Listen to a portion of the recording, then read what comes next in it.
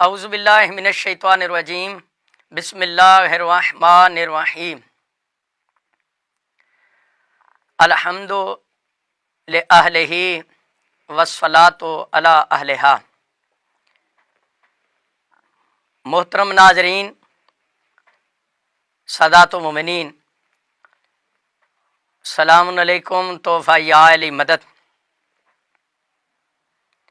آج میں ایک اہم پیغام لے کر آپ کی خدمت میں حاضر ہوا ہوں۔ حکومت وقت نے پہلی جماعت سے لے کر 5ویں جماعت تک جو نصاب مقرر کیا ہے وہ متعصب علماء کے کہنے پر یکساں نصاب بنایا ہے، جو قرآن و حدیث اور عین پاکستان کے خلاف ہے۔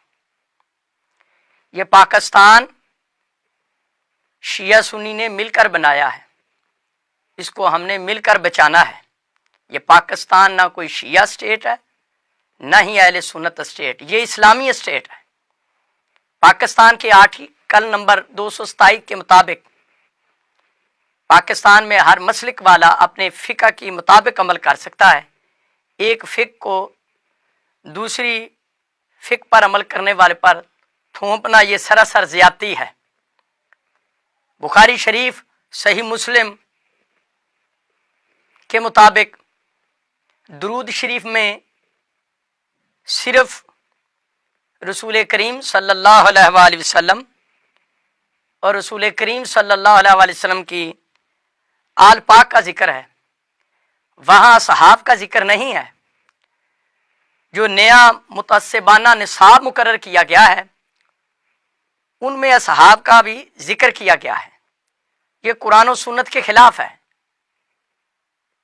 اصحاب جو وفادار ہیں، مخلص ہیں، وہ ہم شیعوں کے سر کے تاج ہیں، لیکن اصحاب خود اہل بیت علیہ الصلوۃ والسلام کی غلامی میں رہنا، غلامی میں اپنے آپ کو بتانا فخر سمجھتے تھے۔ اگر اصحاب کو بھی آل کے ساتھ درود میں شامل کر دیا جائے تو پھر آقا اور غلام میں فرق نہیں رہے گا۔ دوسرا، حضور علیہ الصلوۃ والسلام کے پاکیزہ والدین کی نصاب میں توہین کی گئی ہے۔ تیسری بات، اہل بیت علیہ الصلوۃ والسلام کا ذکر بالکل تعلیمی نصاب سے نکال دیا گیا ہے۔ ذکر اہل بیت علیہ الصلوۃ والسلام کے بغیر کوئی انسان نہیں بن سکتا۔ انسان کی انسانیت مکمل نہیں ہو سکتی تو تعلیمی نصاب کیسے مکمل ہو سکتا ہے؟ دوسرا، یہ اہم پوائنٹ اس مقام پہ، یہ فیملی لا بل جو ہے وہ بھی ایک جیسا بنا دیا گیا ہے۔ وراثت کے مسائل اہل سنت کے مطابق اور ہیں اور فقہ جعفریہ کے مطابق اور ہیں، اور فیملی لا بل میں شیعوں کو اہل سنت کی فقہ کے قانون کا پابند کرنا یہ سراسر ظلم ہے۔ پاکستان میں جو عزاداریوں پر ناروا پابندیاں ہیں، گھر میں بھی مومن مجلس کرانے کے لیے اجازت کا محتاج بتایا جاتا ہے، یہ سب زیادتی ہے۔ اور کچھ مومنین کو انہیں ناحق 4 شیڈولز میں ڈالا گیا ہے،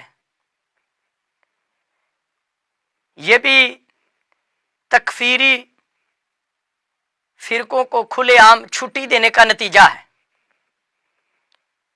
ہم قائد ملت جعفریہ آغا حمد علی موسی نجفی دامت برکاتہم العالیہ کے حکم پر پرامن قوم ہے۔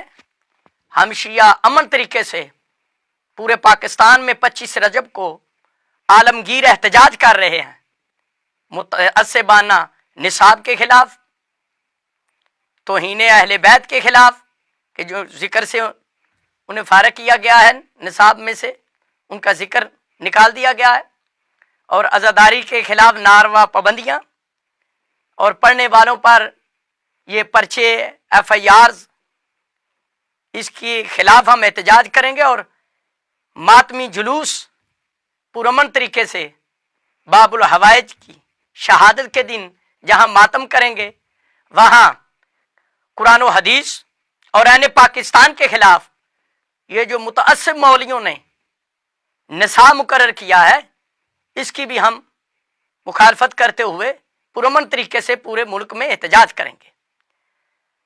ہم اپنے قائد ملت جعفریہ آغا حامد علی موسی صاحب کے ہر حکم پر لبیک کہنے کے لیے ہم وقت تیار ہیں۔ مالک ہمارے پاکستان کو امن و امان میں رکھے، اور پاکستان کے اندرونی بیرونی دشمنوں کو مالک نیست و نابود فرمائے۔ وآخر دعوانا ان الحمد للہ رب العالمین۔